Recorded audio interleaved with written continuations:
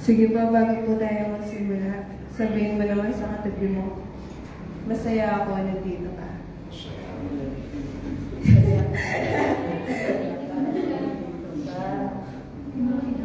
Praise the Lord. Hallelujah.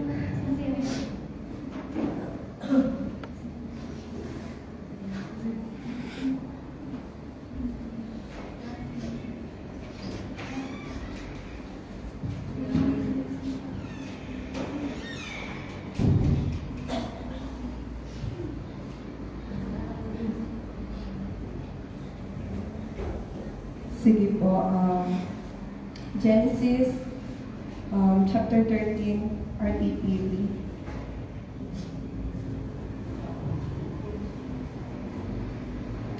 Mula sa Egypto, si Abraham ay naglakbay na pahilaga patungong Negev, kasama ang kanyang asawa at ang pamangkin niyang si Lot, dala ang lahat niyang ari-arian.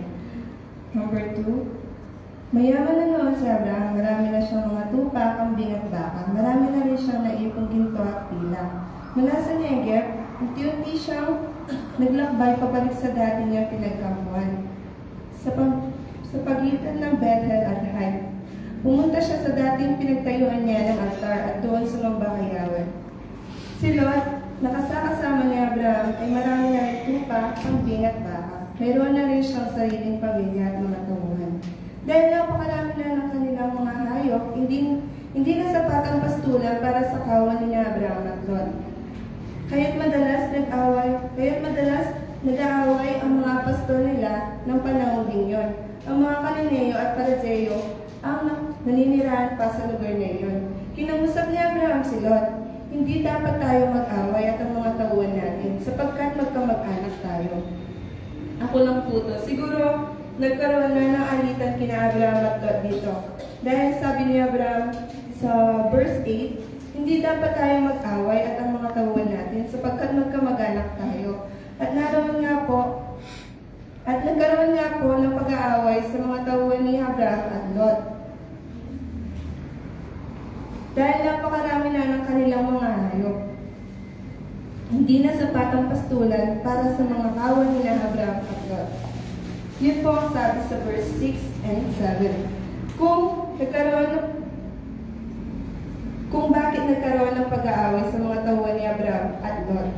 Pero, di ba po, meron pong pangako si Lord kay Abraham. Sige po, puntahan po natin sa Genesis 12 verse 3.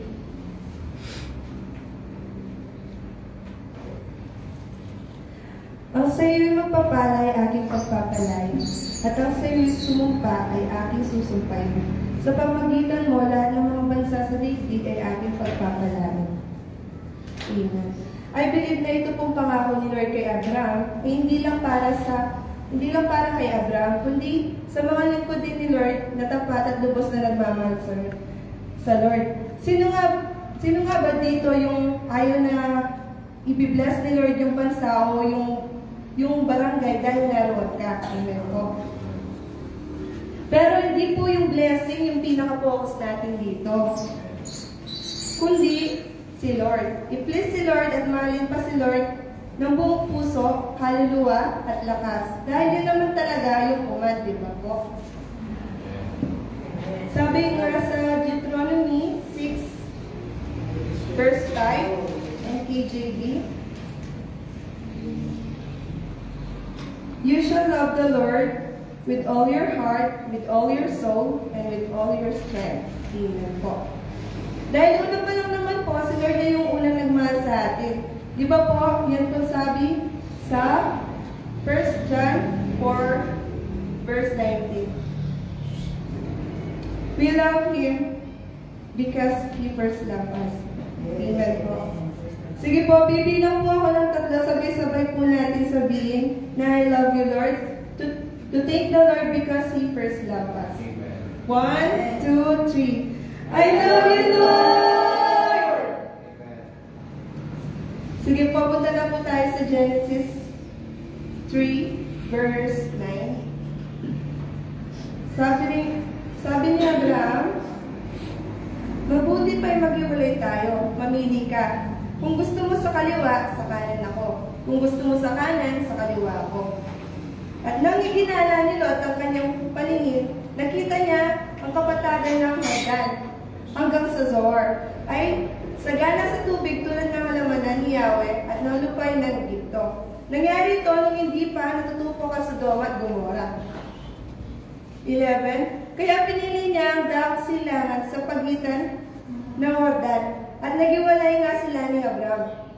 Nanatili si Abram sa Canaan, samantalang si Lot ay nanirahan naman sa lungsod sa kapatagan na malapit sa Sodoma. Tigil muna po tayo sa verse 12. Nabasa nga po natin sa verse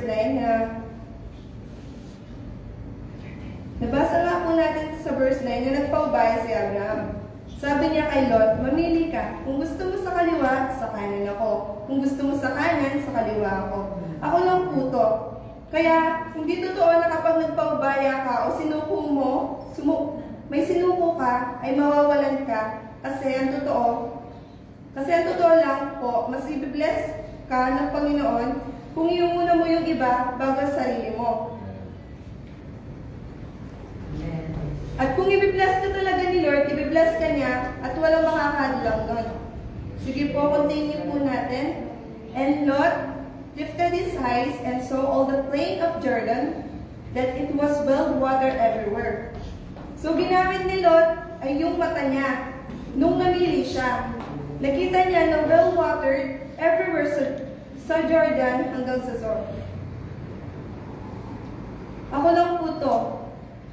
Siguro sabi ni Lord, sinabi ni Lot, maganda itong lugar na to at napakasagana sa tubig.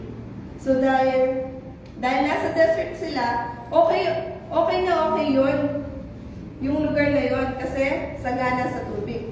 Hindi po tayo makarelate kasi dito napakasagana sa tubig. Pero doon, hindi po. Kaya, okay sa kanila yun pag yung lugar sagana sa tubig. Amen. At hindi nga po lingid sa kalaman natin na pinili ni Lot ang kapatagan ng Jordan. But looks can be deceiving. Oo, maganda nga at sagana yung lugar na napili niya. Ang tanong, magiging payapa at maayos kaya yung pag-stay nila doon? Sige po, tuloy natin sa verse 13.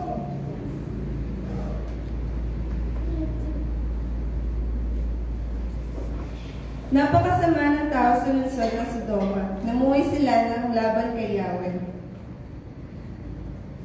Tapos yun nga po, yung pinili ni Lot na lugar na akala niya ay magiging payapa at maranya yung buhay nila doon, sa lugar na napili niya, sa kadahilanan na sagana yung tubig at sobrang ganda ng lugar doon sa kapatagan ng Jordan na parang kaalamanan ni Yahweh at ng lupain ng Egipto. Tulad nga po ng sabi ko kanina, looks can be deceiving. Alam naman po natin na winasak ni Lord yung Sodoma at Gomora. Hindi dahil sobrang sama ng mga tao doon before. So, ganun din po sa atin. Hindi porket maganda yung bagay na ito, bibilin na natin. Ang tanong, napag-pray mo na ba yun?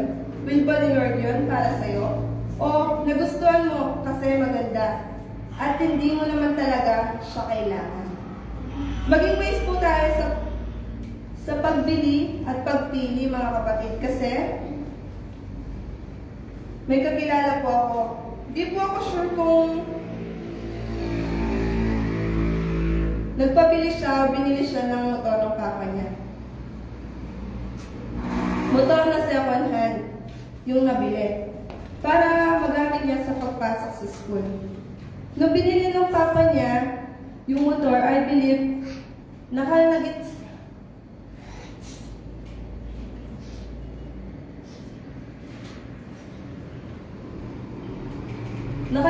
ng papa niya na i-check yung loob ng makina ng motor. Siguro, dahil mura, maganda yung motor na tinignan nila, gustong-gusto na nilang bilhin yun. For the long story short, ginagamit na nung anak yung motor. Tapos one day, nung ginamit na nung anak yung motor, nagkaroon ng problema. Kasi nabasa yung loob ng makina ng motor. So, Nagpatulong tong anak sa pinsan. Tapos pinatingin nila yung motor. Nangyari, nung binuksan yung makina, may nakita silang may part sa loob ng makina na nakalagay ay papel lang. Hindi yung tamang nakalagay yung nakalagay. Pero praise God, sa grace at love ni Lord. Kasi nabasa at nagkaroon ng problema yung makina ng motor. Kung hindi, pwede yung mag-cause ng accident dun sa anak. Praise God talaga sa guidance ni Lord. I tell you mga kapatid, looks can be deceiving. Sige po, sabihin niyo po sa katabi niya, looks can be deceiving. Looks can be deceiving. Yeah. Praise God. Sabi nga po sa Proverbs 31, verse 30.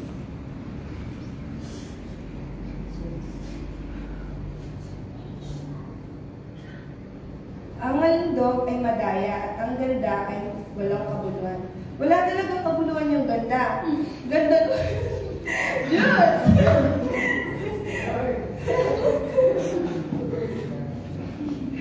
Wala talagang kabuluhan yung ganda. Ganda ng motor. Kung dahil lang doon, ma-accident yung anak niya. Kaya tulad nga po ng sabi ko kanina, maging wise tayo sa pagbili o pagpili. Amen.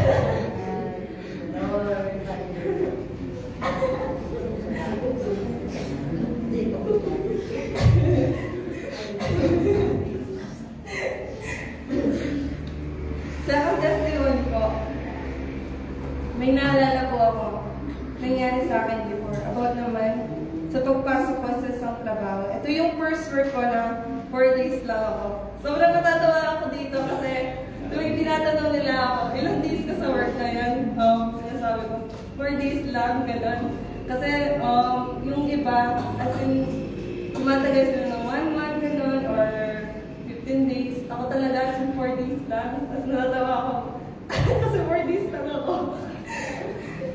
Tapos yun, yun lang.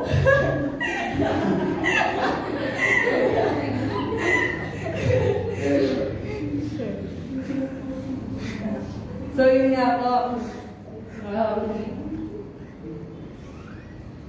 yung first work ko na 4 days lang ako. Katapos ng training ko dun sa work, so di po ako sure kung napag-pray ko ba yung work o pinag-pray ko na lang na matatanggap ako.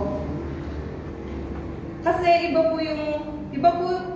po kasi yung pinag-pray mo, yung work bago ka mag-apply. Iba din yung nag-apply ka na, tapos pinag-pray mo na lang na matanggap ka. Kasi sabi nga po sa Proverbs 3, verse 6, and KJV,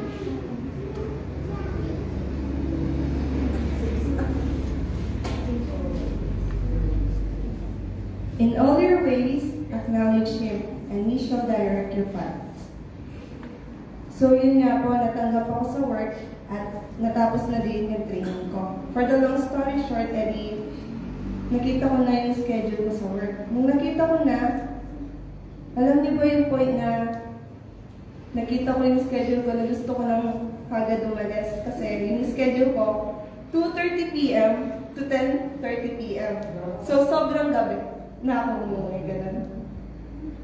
Tapos, kung hindi po ako nagkakamali, yun po yung time ng pagpasok at pag-uwi ko.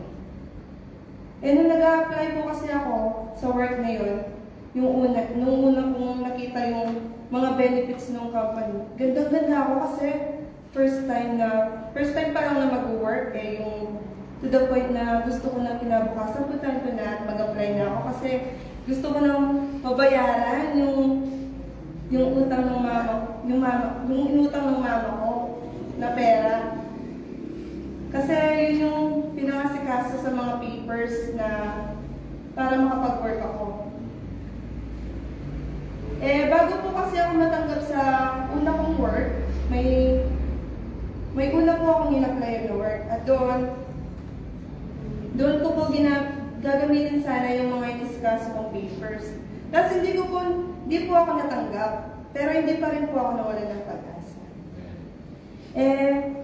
Di ba nga po si Abraham at Sarah, sobrang tanda na nila, pero nagkaanak pa rin sila. Dahil din sa grace ni Lord. So yun nga po, yung una kong in-applyan, pinag-pray ko siya, pero hindi ako natanggap. Pero hindi po ibig sabihin nun, pag hindi ka natanggap, hindi mo deserve yung word na yun.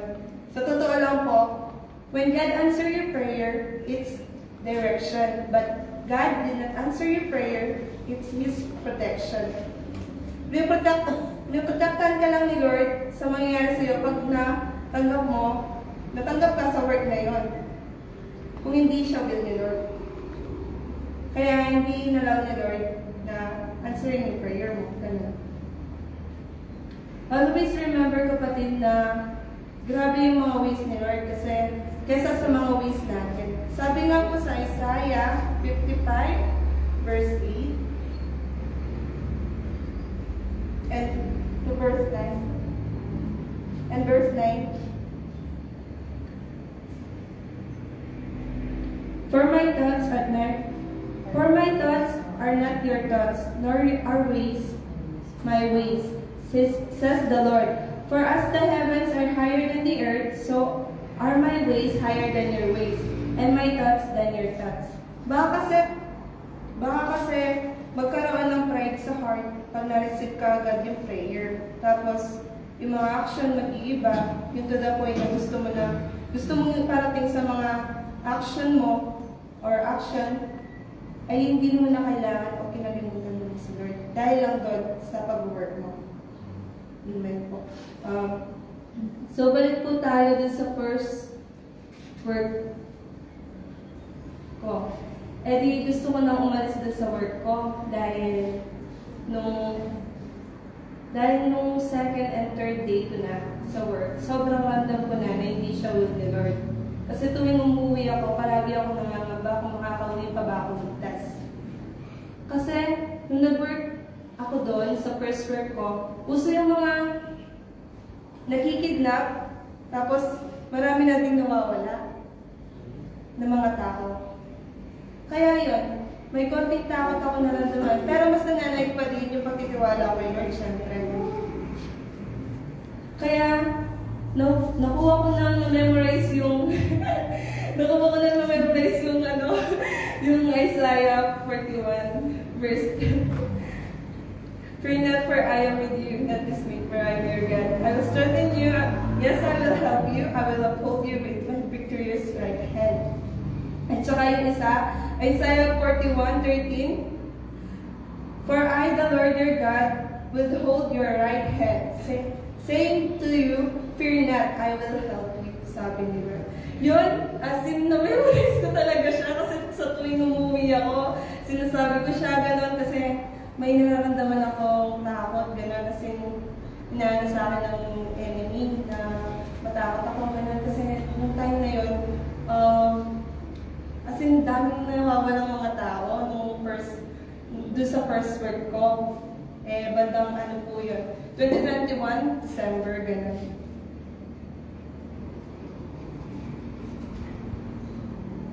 Ay, hindi po pala. 2021 mga September or kailan.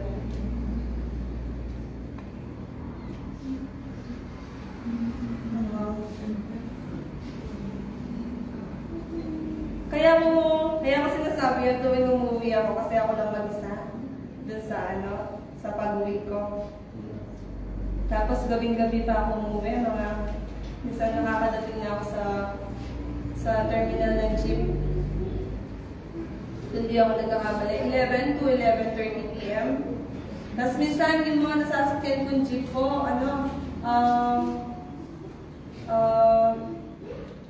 last ride na lang sila. Parang ganun. Praise God, hindi naman po ako nawawalan ng masasakyan. Pero, kaya ko lang po naman nakuha ko lang na-memorize yung verse na yun.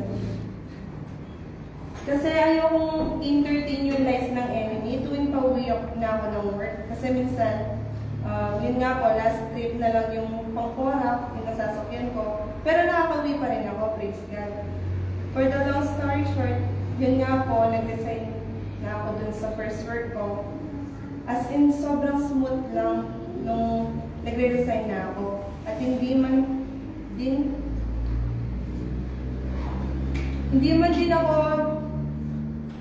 nila ako pinag-render ng 1 month, gano'n. As in, nung ibinigay ko na yung resignation letter ko, kagad pinakuha na nila yung pinapakuha at pinabalik yung kailangan ibalik.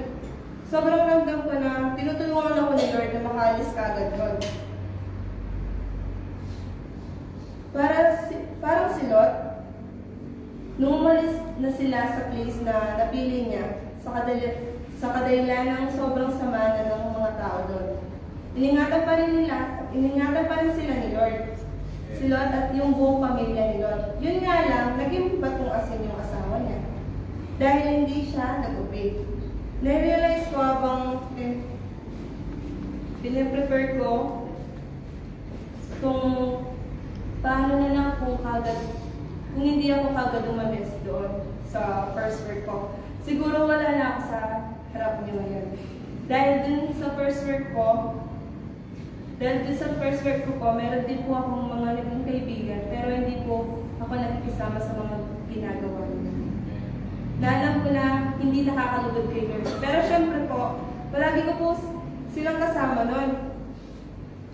Kung hindi po ako umalis sa first work ko na yun, kasi kung sino po yung mga kasama nyo, kung sino po yung mga kasama palagi, di ba?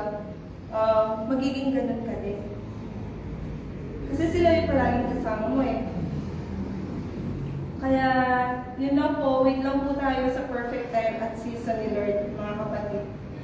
Dahil sabi nga po sa Ecclesiastes 3:11 and KJV, He has made everything beautiful in His time. Yun lang po.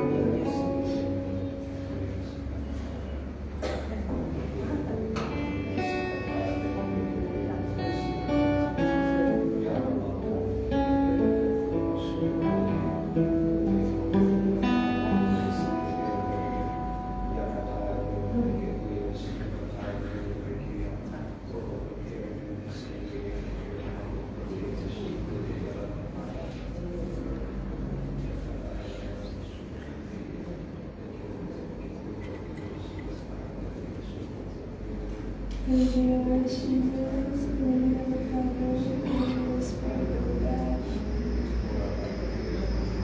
Sige po, kapatid, bago po natin i-partake yung bread at yung blood, sabihin po natin ito, Panginoong Jesus, patawarin mo po ako sa lahat ng aking nagawa, sa lahat ng aking mga kasalanan, sa lahat ng nagawa ko na hindi nakadulubot sa mata mo. Patawarin mo po ako. And Lord, pinapatawad ko din po lahat ng nagkasala sa akin. And Lord, salisigin mo po ang aking puso. If you see anything in my heart that is not of you, Panginoon, stir it, burn it, with your holy fire. Jesus, thank you, Lord. Thank you, Lord, for your body. Habang sila'y kumakain, lumambot si Jesus na tinapay at matapos magpasalamat sa Diyos, ay pinaghati-hati niya yon, binigay sa mga alagad at sinabing, kunin ninyo ito at kainin. Ito ang aking katawan. Thank you, Lord Jesus. Sige po, bago po natin i-partake ito, remember po natin si Lord. Yung sacrifice ni Lord. Sige po, partake na po natin yung body ni Lord.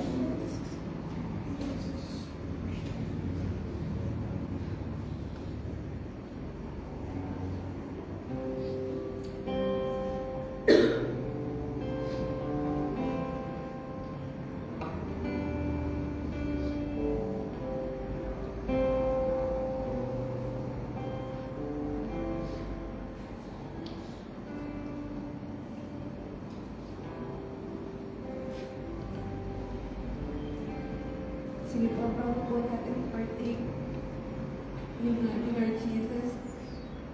I-remember po natin yung dugo niya na umalo sa krus para maging kabayan ng ating mga kasalanan. Pagkatapos, tumangko siya ng kopa at nagpasalamat sa Diyos at ibinigay yun sa kanila. Sabi niya, uminom kayong lahat ng ito, sapagkat ito ang aking dugo. Pinagtitibay nito ang tipan ng Diyos. Ang aking dugo ay magbubuhos para sa kapatawaran ng kasalanan ng marami. Thank you, Lord Jesus, for your blood, O Lord, that was shed at the cross, Panginoon. Para sa kabayaran ng mga kasalanan namin, O God. Thank you, Lord, for your all your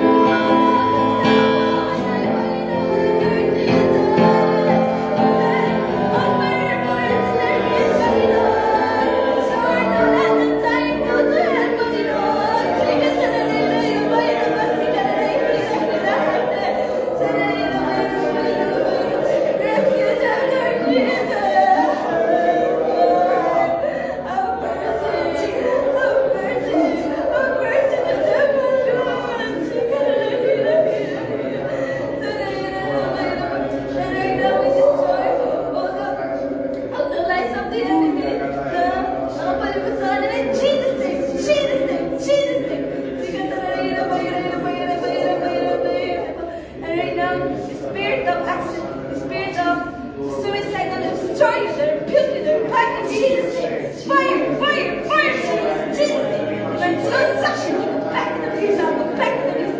Bleach out, Jesus' name. Suction this demon, oh God. Back to the abyss, oh God. Jesus' name. And Lord, visit them. Ikaw, Panginoon, Jesus' name.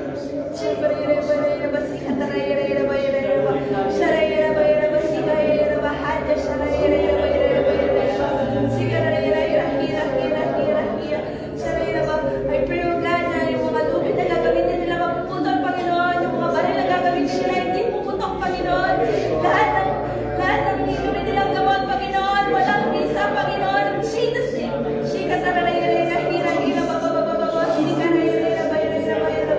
And Lord, right now, God, tinataas ko po sa inyo, Panginoon, yung mga tao, Panginoon, na aksidente, Panginoon, sa mga oras na ito, God. Lord, rescue them, oh God. Lord, have mercy, oh God. Have mercy, Lord. Have mercy to them, oh God. Lord, rescue them, oh God, in Jesus' name. And your spirits of accident that will destroy you. They're building their back in Jesus' name. Fire, fire, fire. Jesus' name. Let's go suction you back to the bell. Back to you. Please out. Jesus' name.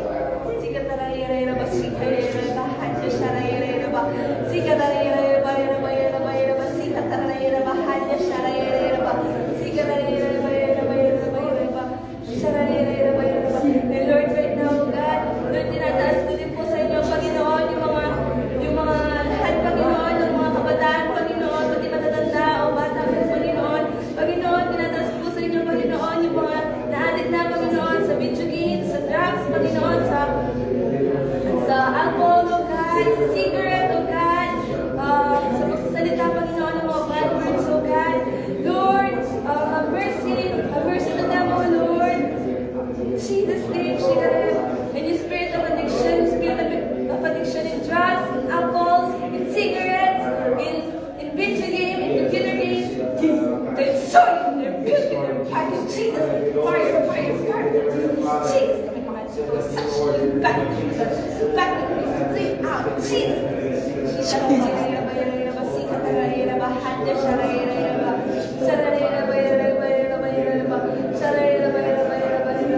And Lord, right now, God, tinataas ko din po sa inyo, Panginoon, yung mga tao, Panginoon, na walang tirahan, Panginoon,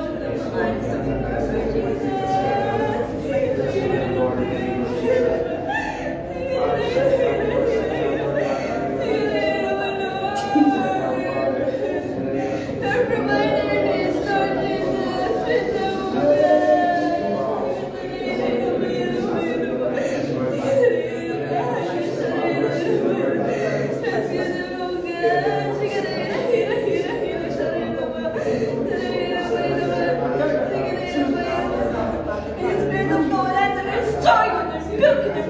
Jesus' name, fire, fire, fire, Jesus' name, let's go suction you back to me, bleed out, Jesus' name.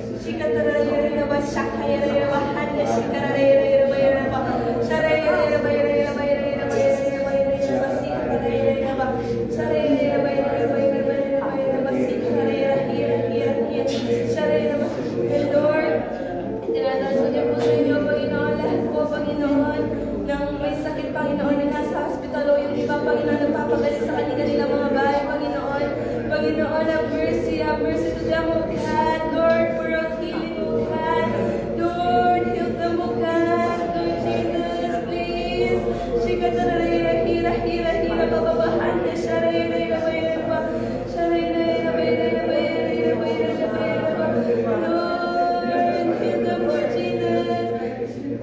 Right now, the spirit of stress, spirit of disease, spirit of cancer, spirit of sickness that destroy you, their beauty, their body, Jesus' name, fire, fire, fire, Jesus' name. Amen. Go suction you, go back, and you tell me back, and you loud, lead out, Jesus' name.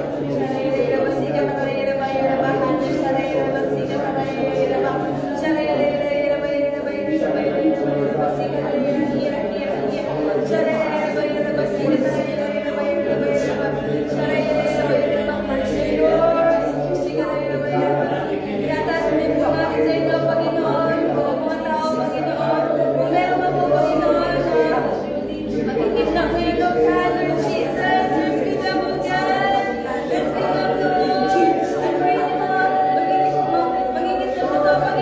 hindi sila magtatagumpay sa kanilang mga binabalak, Panginoon. In Jesus' name, Jesus' name, Jesus' name.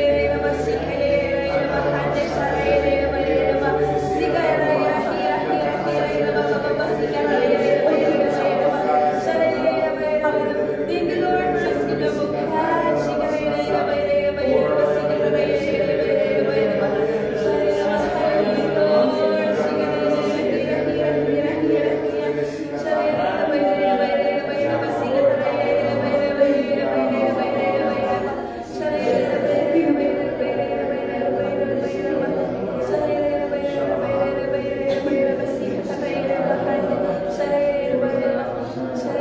Lord, tinataas ko din po sa inyo, Panginoon, ang aking mga kapatid, Panginoon, Lord Jesus.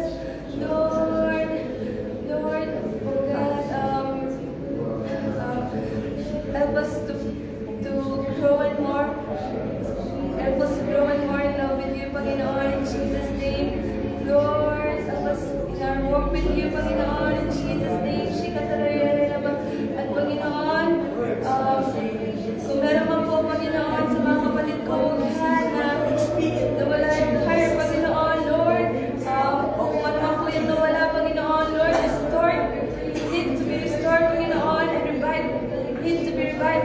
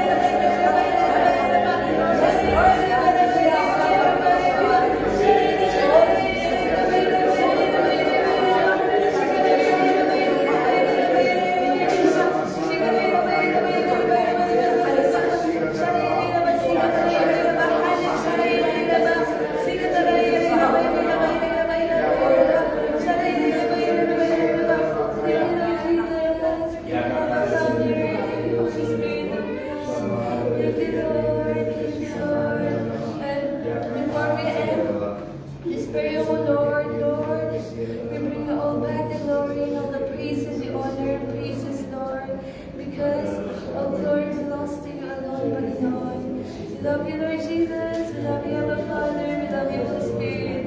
Thank you for this day, oh God. Thank you, Lord. Thank you, Lord. Thank you, Lord. Thank you, Jesus. This is all we ask in prayer, Lord. In your sweet name, oh Lord. In Jesus' name. Amen. Sige po, sigaw po tayo ng 3, Hallelujah. In the count of 3 and 7, Jesus. 1, 2, 3.